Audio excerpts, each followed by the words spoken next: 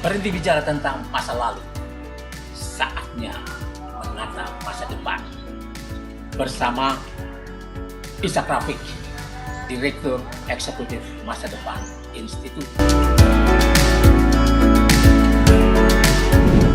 Assalamualaikum warahmatullahi wabarakatuh. Saudara-saudara sekalian, Anda masih bersama Ishak Rafiq, Direktur Eksekutif Masa Depan Institut. Panjangnya Institut Masa Depan Indonesia. Kita lanjutkan pembicaraan kita tentang jalan baru membangun Indonesia. Kelanjutan yang beberapa waktu lalu sudah saya bicarakan. Kita sudah mengenal ada dua macam tipe negara, negara yang berdaulat penuh dan negara yang berdaulat semu. Kita sudah tahu negara yang berdaulat penuh itu adalah negara-negara besar, negara-negara maju, negara-negara Eropa, Amerika, Jepang, Korea, India, Cina, dan lain sebagainya yang sudah menentukan sendiri masa depannya, tujuan negaranya, kemudian membangun kabinet dan anggaran untuk mencapainya. Sedangkan negara yang berdaulat semu, lain lagi. Dia tidak menentukan apa-apa, langsung membangun kabinet, lalu menentukan anggaran. Anggaran ini untuk apa?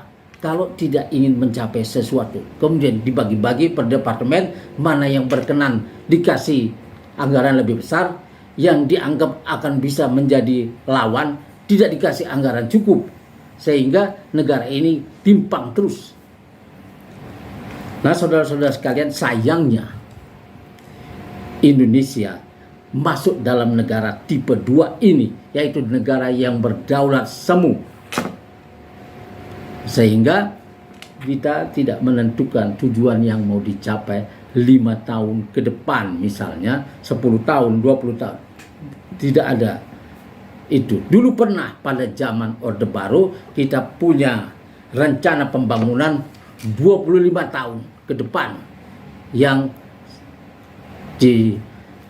dibagi dalam 5 tahunan, dan itu ada pergerakan yang bisa diikuti dan bisa dievaluasi.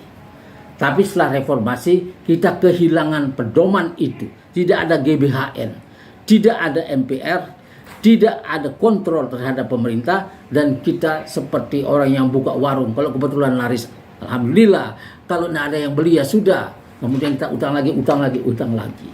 Dan negara dibangun dengan utang, lupa membangun dengan SDA yang kita punya dan segala potensi negara ini yang tidak mampu mendatangkan duit cukup karena kabinetnya tidak mampu untuk melakukan negosiasi dengan pihak luar sehingga bisa dapat bagian yang besar dari SDA dan semua potensi laut, hutan, dan lain sebagainya.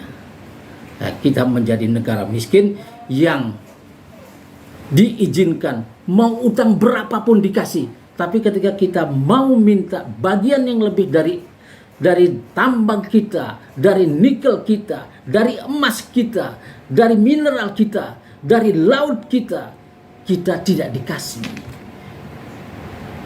Orang-orang itu menolaknya, tapi utang dikasih. Akhirnya kita kecanduan utang, dan terakhir kita harus tahun ini mungkin kita sudah menyiapkan 1.000 triliun untuk membayar cicilan utang dan bunga utang. Artinya kita sedang diperas, balung-balung rakyat ini sedang diperas, juga pembayar pajaknya untuk membayar utang kepada para rentenir kelas dunia. Dan ini memerlukan manajemen baru yang bisa mengatasi ini, yang bisa mengalihkan pembayaran utang yang terlalu besar itu menjadi anggaran buat pendidikan, anggaran buat kesehatan, sehingga pendidikan kita bisa gratis sampai perguruan tinggi. Dalam keadaan apapun tidak boleh ada rakyat yang putus sekolah, karena ini adalah hak dan ini harus diusahakan. Sekarang 9 tahun terakhir kita tidak bisa mengontrol, maka Pada saat ini diperlukan sesuatu yang baru, jalan baru.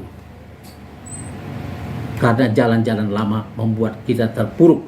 Jalan-jalan lama yang dibuatkan oleh lembaga-lembaga superkuasa dan negara-negara besar, kekuatan timur dan barat, investor dan kreditor, cuman memplot Indonesia menjadi 3-in-1, pusat bahan baku murah, pusat tenaga kerja murah, dan pasar yang besar bagi segala macam produk mereka, termasuk produk intelektual, LGBT, kebencian pada agama, dan yang semacam itu. Nah, sekarang kita harus menolak skenario nista seperti itu. Kita harus membangun kembali. Pada saat ini mulai pemerintahan baru yang sekarang sedang berlaga ini sedang menghitung-hitung siapa yang akan nanti manggung untuk mengurus Indonesia 5 tahun ke depan. Akan saya bantu kalau mau melakukan kerja-kerja besar memakmurkan bangsa ini. Maka saya menawarkan 6 opsi masa depan yang bisa dipilih oleh pemerintah baru. Yang pertama adalah menjadi beban dunia. Ini sesuatu yang kalau kita tidak memilih, tidak menentukan masa depan kita, akan terjadi secara otomatis. Dan kita nampaknya sekarang sedang berjalan ke situ, menjadi beban dunia dengan angka kelaparan, angka tunawisma yang tinggi, stunting, kematian ibu dan anak, kemiskinan yang merata, nelayan yang terpuruk menjadi nelayan gurem, petani gurem dan lain sebagainya. Ini yang ada dengan perkembangan ini nanti, kejahatan di jalan-jalan dan penyalahgunaan narkoba. Ini masa depan yang nista ini tidak boleh terjadi. Maka dari itu harus ditentukan masa depan macam apa yang kita mau dalam 5 tahun ke depan. Maka ada pilihan yang kedua, ketiga, keempat, kelima, dan keenam. Pilihan kedua adalah menjadi lumbung pangan dunia. Ini Indonesia punya hak prerogatif untuk menjadi lumbung pangan dunia. Karena negerinya yang subur, lahannya yang luas, mungkin nomor 2 di dunia terluas. Dan subur, apapun yang kita mau tanam tumbuh di sini. Kemudian laut yang mengandung ikan dan lain sebagainya yang kaya, yang mestinya dari sini food itu diproduksi. Kemudian hutannya dan lain sebagainya.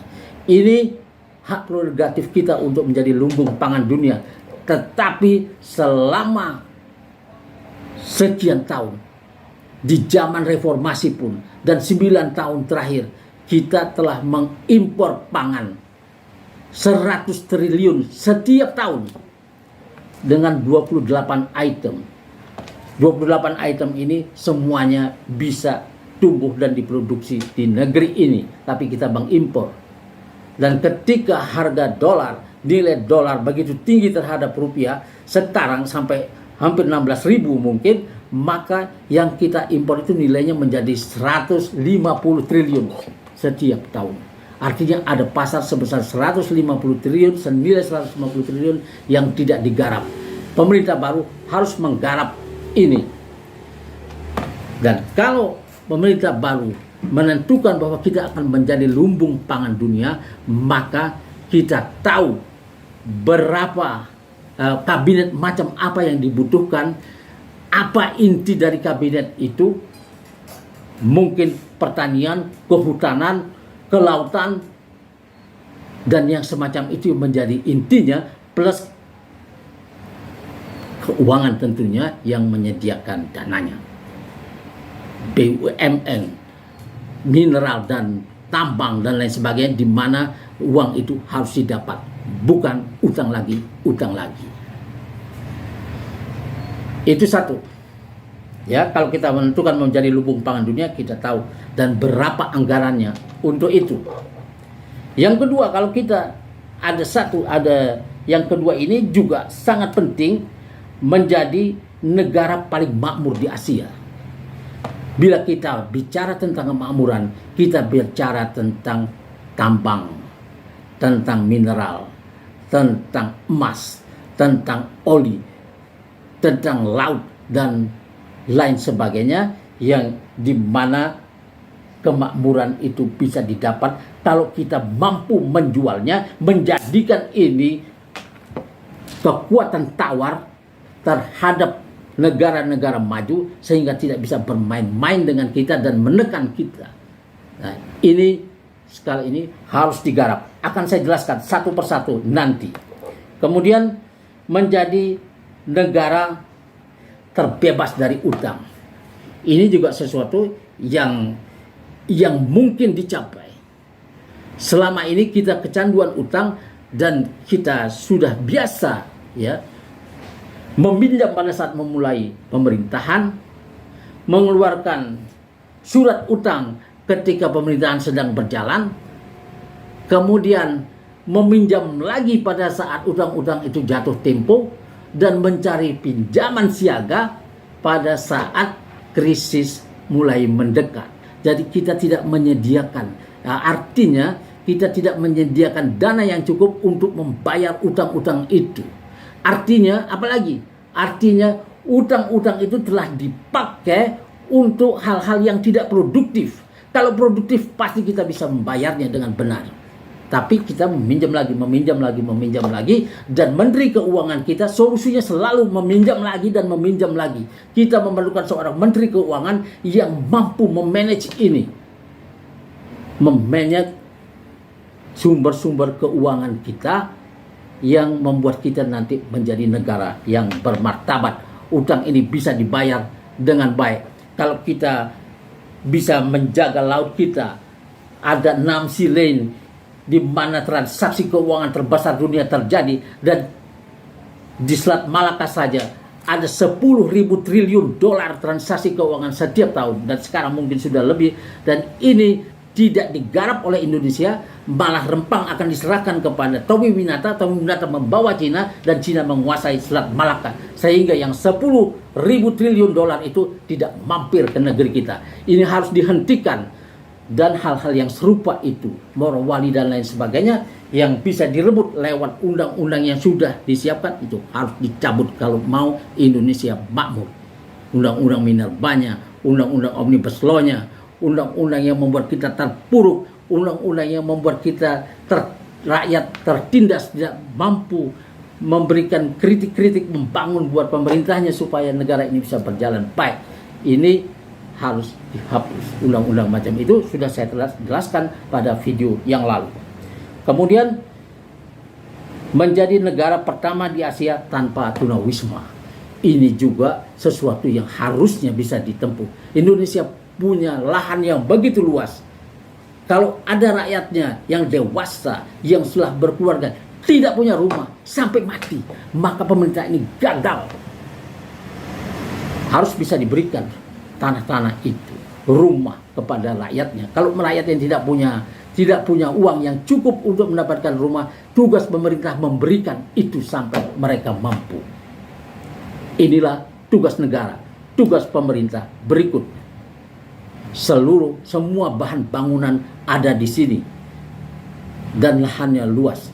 Jadi pemerintah boleh kasih kepada rakyatnya rumah-rumah ini, rumah-rumah yang bisa dijangkau, bukan menyediakan rumah-rumah mewah untuk orang-orang dari negeri-negeri yang tidak kita kenal.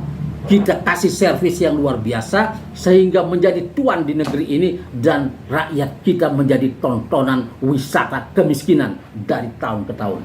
Ini harus dihentikan. Kemudian yang keenam adalah menjadi pusat SDM dunia di bidang-bidang yang kita unggul. Selama ini pendidikan kita tidak nyambung dengan geografi kita. Sekarang kita punya